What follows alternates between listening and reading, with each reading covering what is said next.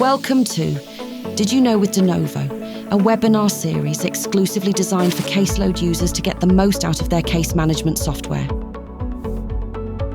Episode 4. Did you know we offer multiple outsourced cashiering solutions?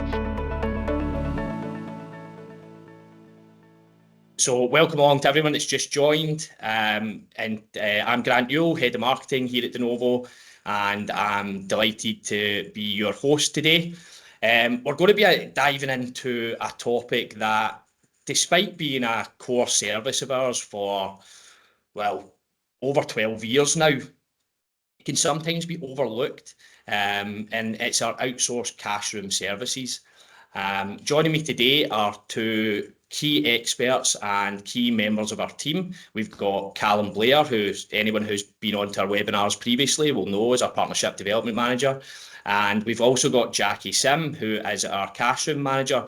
Now, we've managed to pull Jacqui away from her desk, which she's normally pretty much chained to with the amount of work that comes through the Cashroom Services department. We're delighted that Jacqui's joining us today. We feel she's going to bring lots of value to the content today. They're going to be sharing insights and answering questions about lots of topics related to our Cashroom services. So essentially, that'll be the format today.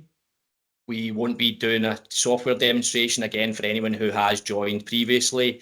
To any of our webinars, we're normally doing a bit of a demonstration. That's not going to be the case today. We feel as if there's lots of questions that people may have about our outsourced cashroom services, and we just want to make sure that we get those answered.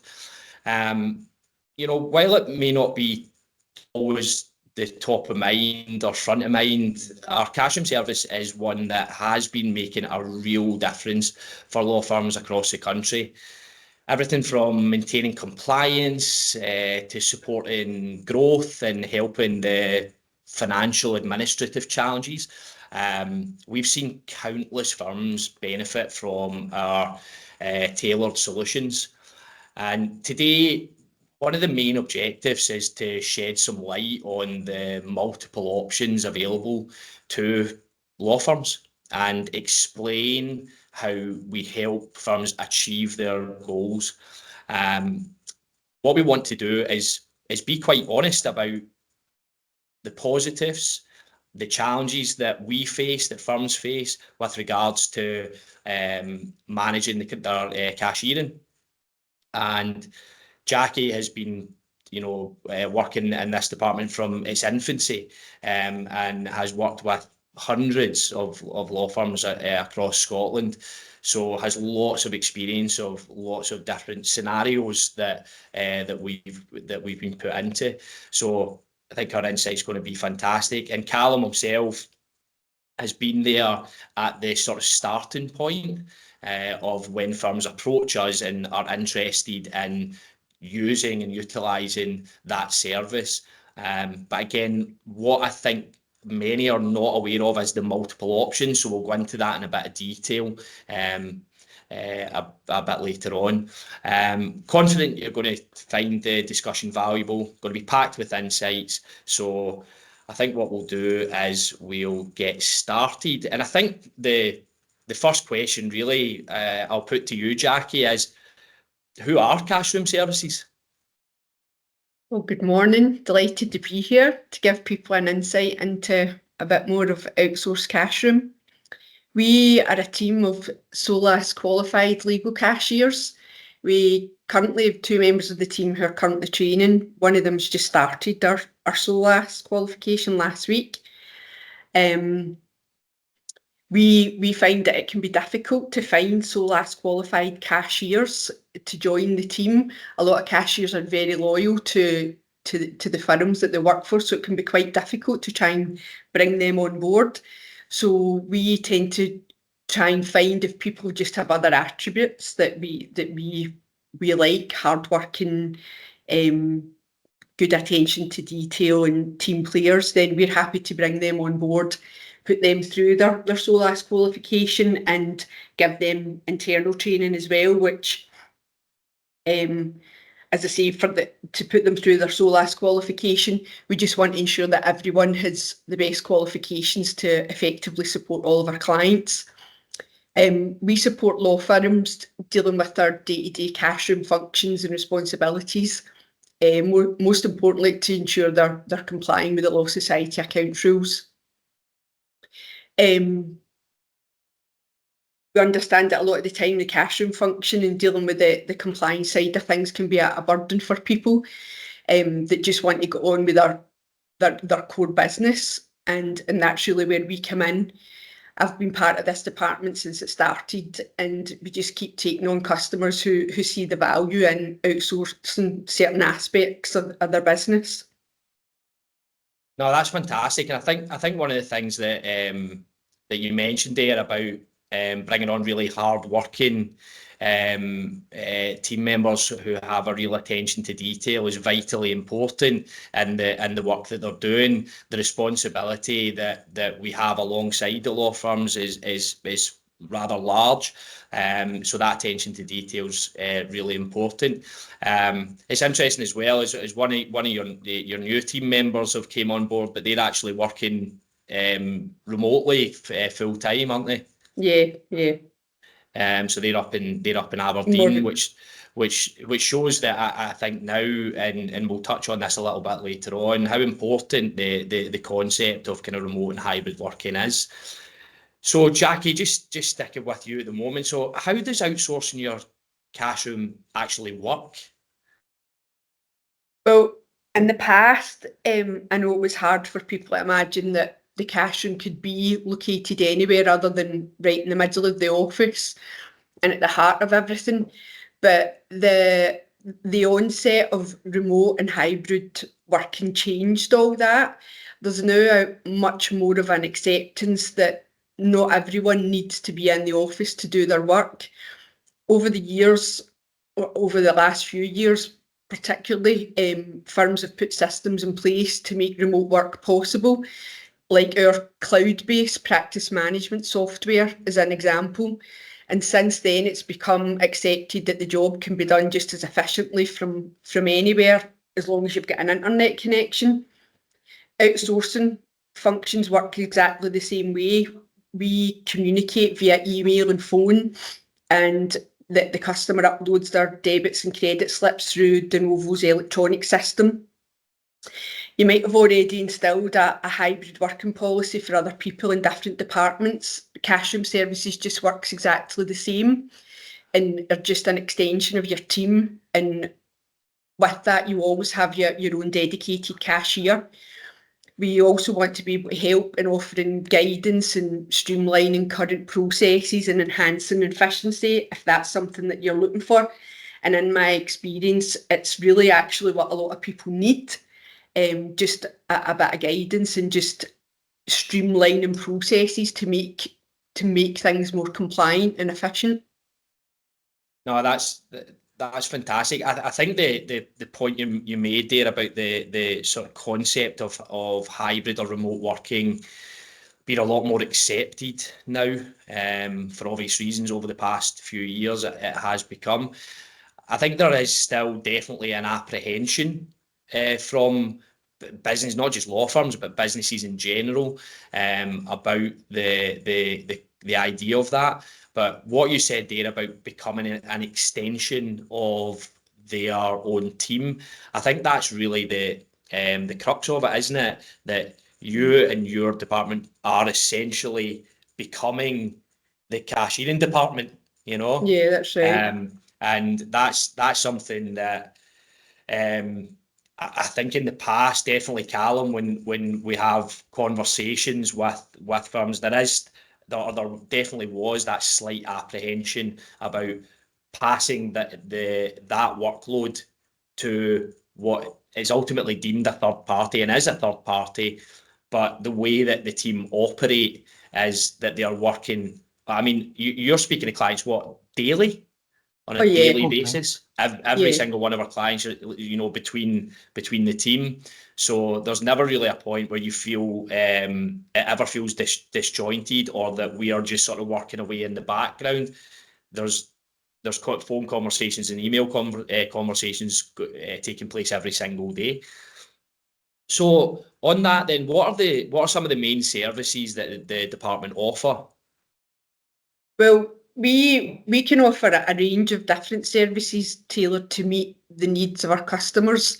Some rely on us just for basic day-to-day postings, just making sure their day books are square and they've got their daily surplus, and that's all. Others prefer us just to handle. We've got one customer actually where we literally just do his month-end checks, generate his month-end reports, and manage the processing part of the month-end, and that's it.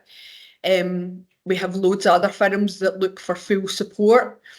We provide a full package, which is an extensive list, but for today, I think it's important for me to just to at least tell you some of them. I don't want to kind of sit here all day and tell you the big list, but I mean, it goes from the main things like processing client and firms transactions, preparing the day books and the daily surplus statements, handling any balance queries that any departments have, daily bank reconciliations for all bank accounts, the month end and the year end tasks, all online payments, reconciliation of invested funds, payroll, preparation of VAT returns and preparation of account certificates. And also we deal with corresponding with your accountant as well. A lot of accountants are looking for information from us, maybe weekly, monthly. We're quite happy to liaise with them as well, rather than them have to go through yourselves.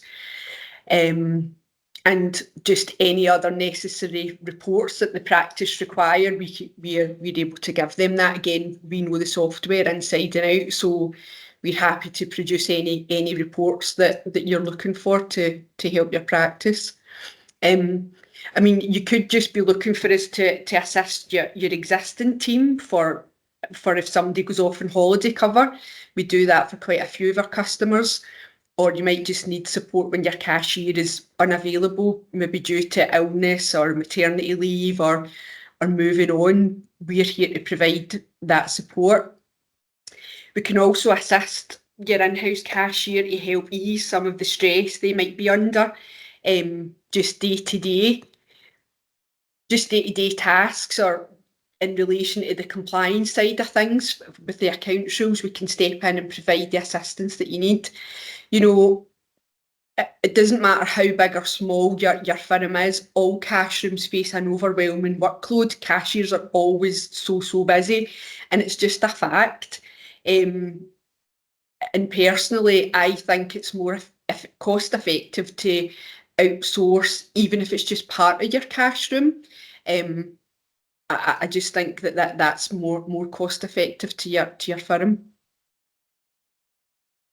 No, that's fantastic. This is what we were talking about really in the introduction, was about I think in a lot of cases firms think that they have to take almost like a sort of full service from us, and it's just not the case. So it's interesting to hear all the different ways that firms can actually work with us, be that on a sort of full-time basis, part-time basis, holiday cover, hybrid, that those service levels are available to them. So you mentioned about the software there. So what software do you need to allow the firm to actually use Cashroom services? Well, it's the Denovo system that we work with. So it's only our own software. It just means that every cashier has full knowledge of the one system and how to get the maximum from it. So it's purely the Denovo system that we work on. Yeah, I think that's important as well. It's about having not only the qualified skills, but also the technical know-how to sort of navigate a software platform to manage cashiering. So that's something that's vitally important, and something that I think over the years we've found that a lot of firms don't actually have that in place, which is why having experts in using the software is important. So Jacqui, how would you sort of describe the difference between outsourcing and having an in-house cashier? What would you say is the kind of difference between the two? Well, for us as legal cashiers, it's very different just purely because we deal with lots of firms every day, all doing things slightly different. But for the customer, it's not really that different at all. For me, I think the biggest difference is that at Cashroom Services, we have the advantage of seeing the outcome of lots of different Law Society inspections. So we understand, we've got a better understanding of what inspectors are looking for and how they expect things to be addressed. And as far as I'm concerned, that knowledge is crucial, and it allows us to pass on valuable guidance to our own customers, helping them tighten up their own processes. And then when it's their turn for an inspection, they'll be well prepared, but only if they take our advice.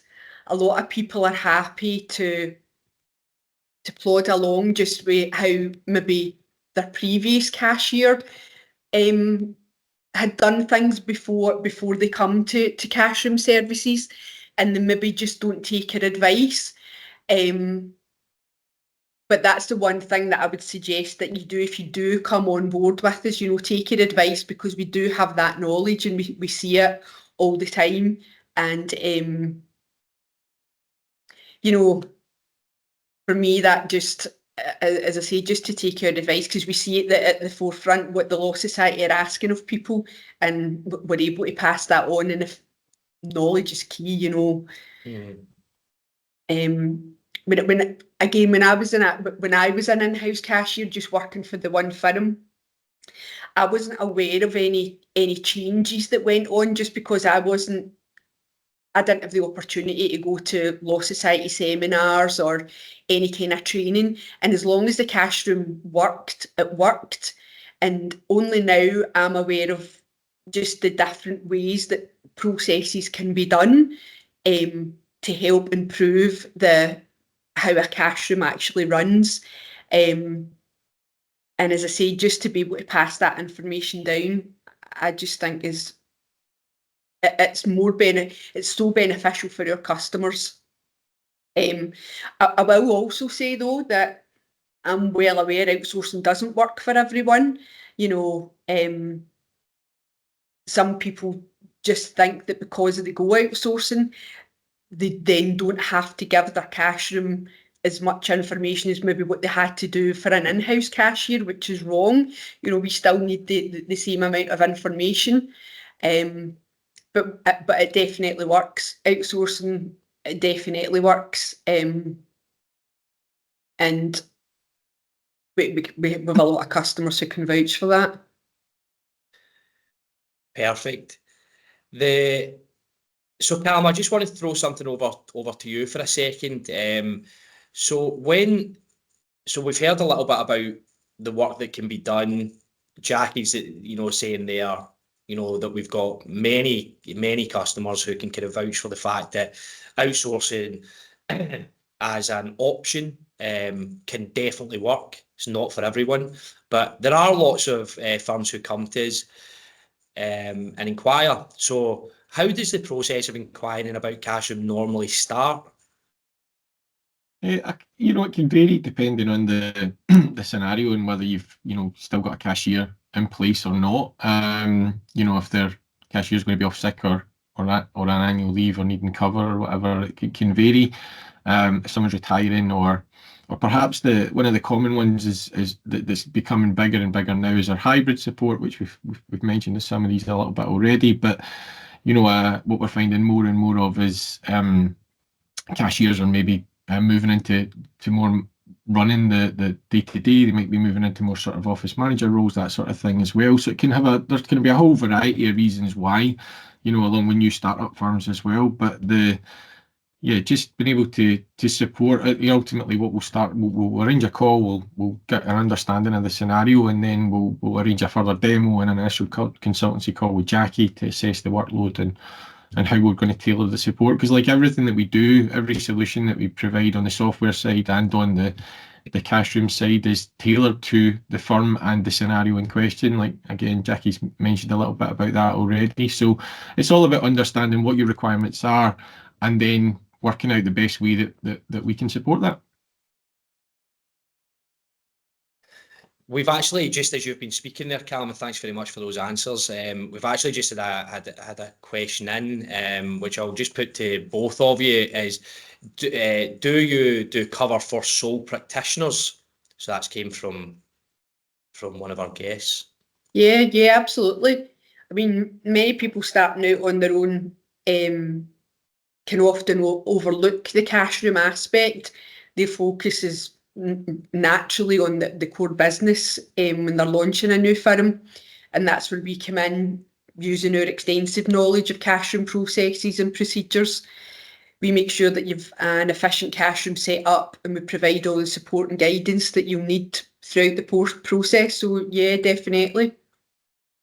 And great, and we've actually just had another one come in. I think someone's looking, Jacqui, for you to jump ship here and maybe end up in their office. The question is, do you ever go on site? Which I'm assuming means go on site to the actual offices. It's not really common for us to go on site because there's usually not I'm just getting the disappointment in the person that's asked that there when they realise they're not going to have a Jacqui in their office. Saying that though, I do prefer to meet with the customer in person before we start anything. You know, as Callum said, we'll have a consultation, and I always prefer to do that on site. That just allows me to get a clear understanding of how their current cash room operates and assess their openness to change. Again, I think, as I've said before, a lot of firms just want things to run the same way, possibly as a previous cashier, just because it ran fine. But it's just good to get it out in the open that if processes are a wee bit outdated, we will definitely suggest changes. But most importantly, to build a relationship with them from the beginning. So in general, once it's up and running, no, we don't go out on site. But at the outset, then yeah, that's how I plan. That's how I like to do my consultations. That's great. So the And next going on question, site, I go on site as well in the initial period, and I'll come out and demonstrate things to you as well. So you can potentially have more than one visit from us if you're interested. Not sure this person was wanting a Callum, but you know, he's offering. So this is quite an important question that that does come up quite a lot, particularly if firms have been in quite challenging circumstances. Do you assist with Law Society inspections? So I'll put that to you, Jacqui. if and when you're due to receive an inspection, we collate all the information required from the month and year-end reports that are saved on the cloud when we do the month-end and year-end processing, and then we let you know what else or what other information you need to provide to the Law Society. Some of the things, loan agreements and various things you might actually have on site rather than us have them. But even before an inspection is scheduled, we provide as much guidance as possible to ensure the books and records are compliant anyway. However, it's your responsibility to implement and follow that advice that we give effectively. You know, there's no point in waiting for the inspection to happen before changes are made, which we do find happens an awful lot of the time. If you decide to come on board with Cashroom Services, you know, we'll give you the best advice that we can to make sure you're compliant and get some sort of structure in your cash room, and we'd appreciate if you'd listen. That sounds like you've had experience of people not listening there, Jacqui. Is that? Well. So I suppose from there you were given some advice, but maybe just elaborate a little bit. What advice then would you give to firms that think they may be due an inspection soon? Initially, I would just say don't panic. Everybody fears the Law Society, but again, they're just the same. That they're there to help and give guidance. And again, especially if you're just starting up, I always think it's good to get an inspection within your first year of starting up, so that if you have been doing things right, you can give yourself a pat in the back or be steered in the right direction for future if it hasn't gone as well. I mean, I always pester the life out of the girls in the Law Society, just if ever I'm doubting myself or if there's anything new or different that arises, I just email the girls at the Law Society and just ask them the question. And for them, there's never any questions asked. They just come back with an answer and that's it. And again, when they give me that answer, for whether that be a firm or just me personally, I've then got that to take on to pass on to my customers and the other members of my team. What I would say to people that are doing inspection, I mean, there's certain things that the Law Society look for that always comes up in the inspections, and people are probably already well aware of this actually, but I'm just going to tell you that the kind of most common ones: deal with your credit balances. They're really clamping down on it. And once the inspection happens, you don't get a lot of time to deal with issues. The Law Society will start to give you timescales. Whereas if you can start chipping away at it just now before you know you're having an inspection, just makes things so much easier when you do get an inspection. The other thing is in relation to miscellaneous funds. A lot of people we find have miscellaneous ledgers where there's been money sitting for such a long time. And again, we recommend that you get the details, you get the remitter details from your bank. It's easily done from online banking, and you send the funds back. Again, it sounds dead simple, but it's a really common thing. And the other thing that is really common is that a lot of people tend to have a global outlays ledger that, for whatever reason, people tend to think when a client doesn't have any money, rather than put it through the client ledger, they use this global outlays ledger. And that, when it comes to an inspection, the Law Society can have you going back years worth of outlays to make sure to prove that you've transferred money and it's been a genuine transfer of clients' money over to firm, because it's been in relation to an outlay, and you need to then prove that you've paid that outlay. So these are the main things that I find are common in all inspections. So if you relate to any one of the three of these, I would look into start trying to deal with them as soon as possible. Just makes life so much simpler when you do eventually get an inspection, because you will get an inspection. We've had another question, and I'm going to just leave till closer to the end. So from what you've said there, Jacqui, it sounds like very open communication is key between you, your team, the clients, the Law Society.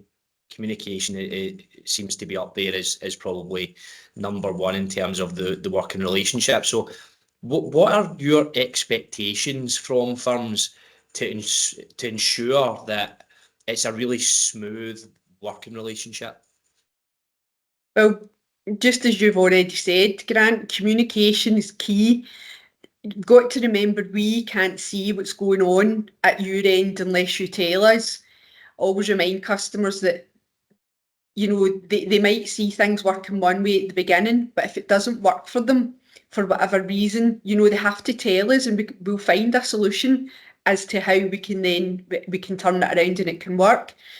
Also, everybody has to stick to the agreed processes once they have been finalised. The customer has to make sure everyone in the practice follows the same process, and some people aren't doing things one way and other people are doing it another way. And what I will say as well is, if we ask for certain information, it's because it's a requirement.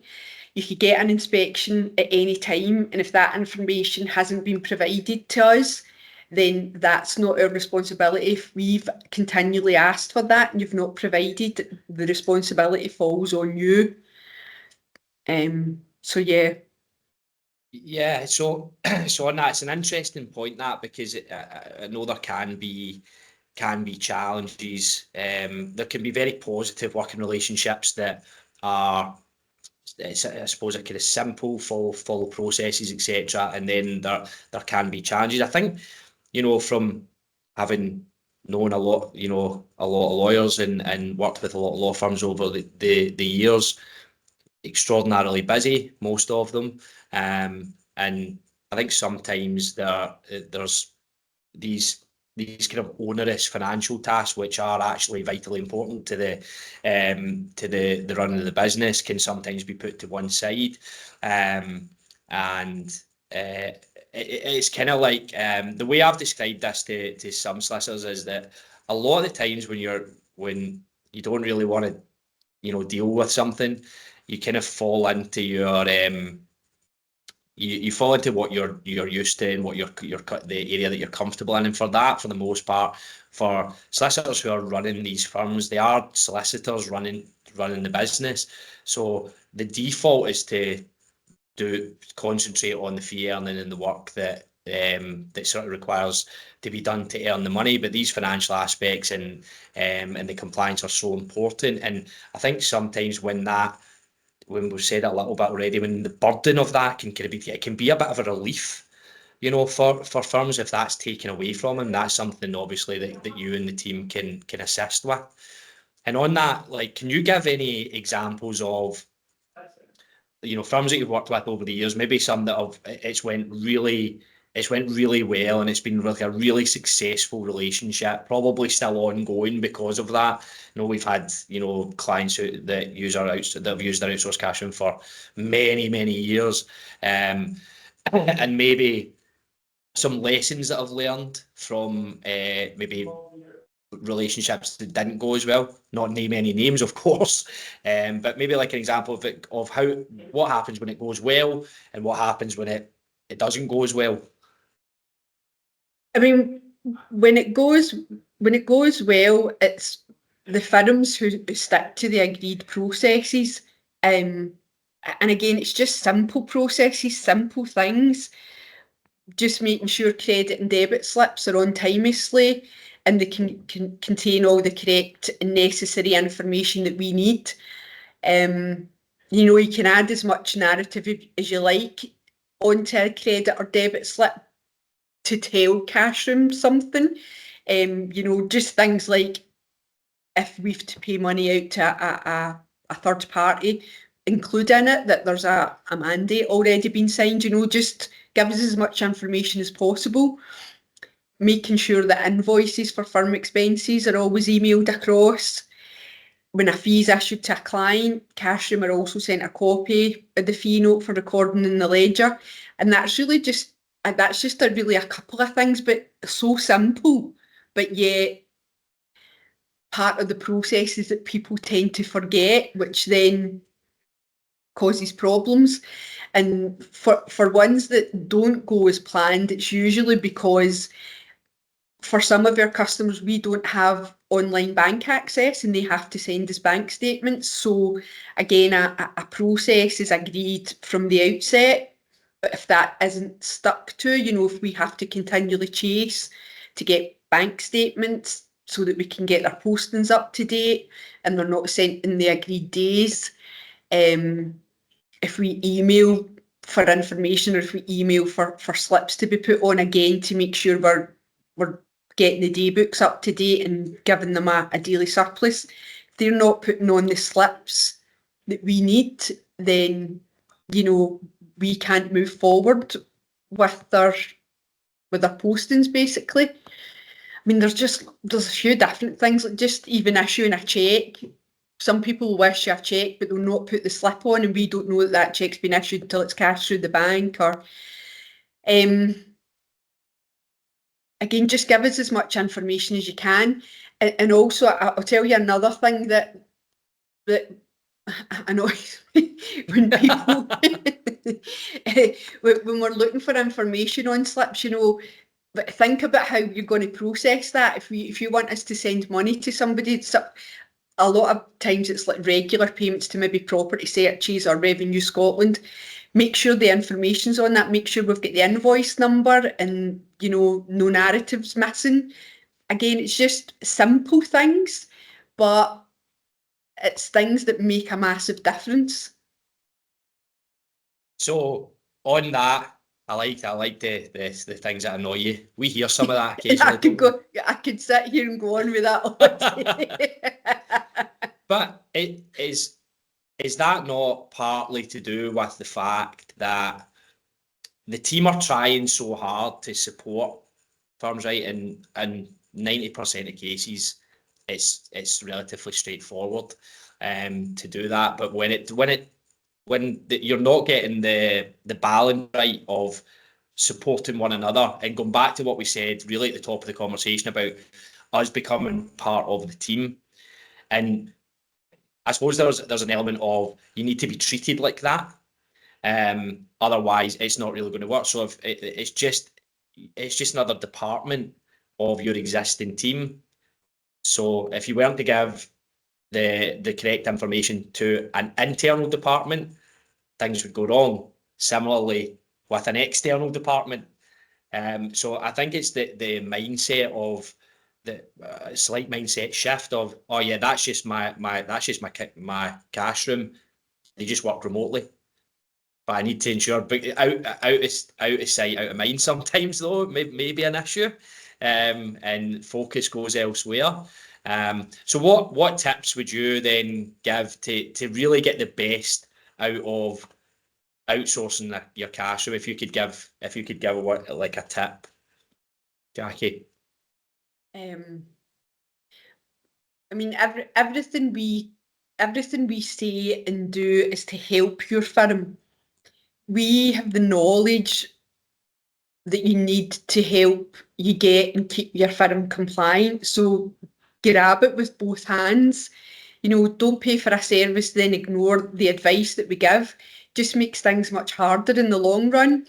And it's just important to remember that we are a partnership, you know, us and you, we're a partnership, and we just want everything to work well. And so going back to just quickly going back to the kind of initial conversations, and I'll bring you into this in a second as well, Callum. But what is useful information for firms to share with us in those really early stages of the initial conversation? What would give us like the best idea of workload? Jack, I'll start with you on that one, and then Callum, you could maybe pitch in as well. As far as workload goes, I mean, I like to see a copy of the client trial balance and just get to, if they can give me an idea of the number of weekly transactions they have going through their client and firm banks. If they can, let us see a couple of their day books to give an estimate, and also an idea of what kind of work they do. Obviously, if you do conveyancing, there's a lot more transactions than if you do criminal. However, I also like to know if you do legal aid work, because again, that can have an impact on the amount of transactions that the day-to-day transactions.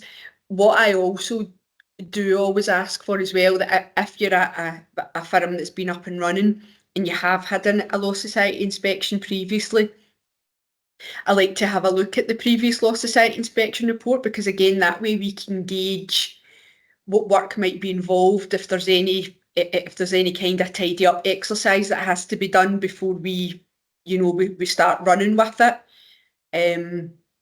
But yeah, just a copy of just general reports that people just generally have gives us an idea of the amount of transactions that happen throughout the day, so that I can gauge what size of what the workload's going to be like, basically.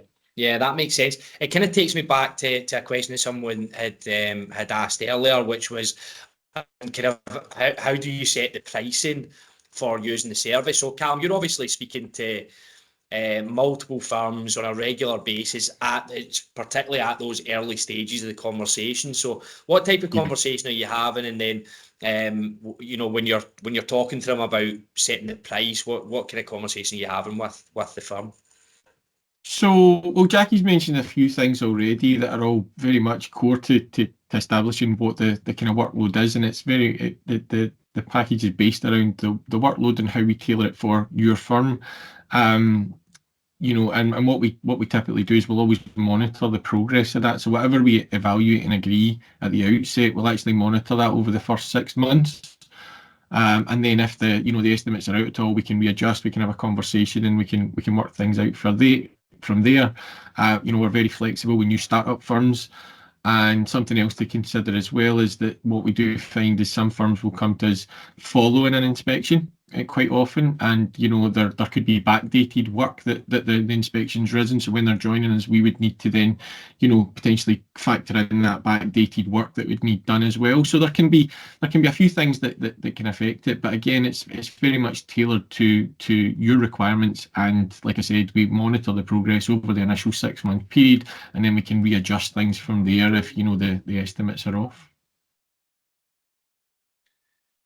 And so on that basis then, if anyone was interested, Callum, in using the service, what's the best way for them to kind of start the process? So really just reach out, get in touch, email, website inquiry, can reach out on LinkedIn, you can give us a call, whatever really suits you. Just give us a call, let's have a chat about your plans. What is it you're trying to achieve? What's your specific scenario, and we'll take it from there. We'll get Jacqui involved, and we'll evaluate the workload, and we'll chat through how we can support you. But we're here to help, whether it's, like I said, if you've had you started out, even new startup firms, anytime they start up, they're going to get an inspection within the first 6 months to a year without fail. And ultimately, like if you're not with us and you get to that point, there's a high likelihood the inspection could go awry and you're going to come to us with backdated work. Whereas if you're starting up from the outset, then you've got nothing to fear. But yeah, get in touch, talk to us about your scenario. If you've got a cashier that's the role's changing, they're moving into something else, you need, your workload is growing and you need some hybrid support for your team, then or whatever it happens to be, get in touch if you need some cover, and we'll find out, what you need and support you. One thing I would maybe add to that as well is if anyone is considering using the service and they are looking for almost like a kind of advice from anyone else, who we do have clients who are more than willing to have a conversation about what the service has actually been like and how it's helped them. That's happened on numerous occasions. You get kind of asked for a bit of a kind of case study of how the service has actually worked in reality. But the thing is, and that was one of the reasons we wanted to have this conversation today, as we wanted to talk about the reality of what the service is, what it does, the positives, the challenges, and everything in between it. And hopefully we've managed to achieve that today. If anyone is interested in speaking to us, like Callum said, you can reach out to us anytime, even if it's just for a simple conversation. I'm more than happy for that to happen, even if it's just looking for a bit of advice. We want to try and be as helpful as we possibly can. I think that's a good place for us to end. We're a little bit over our time. I want to say a huge thank you to everyone for joining today.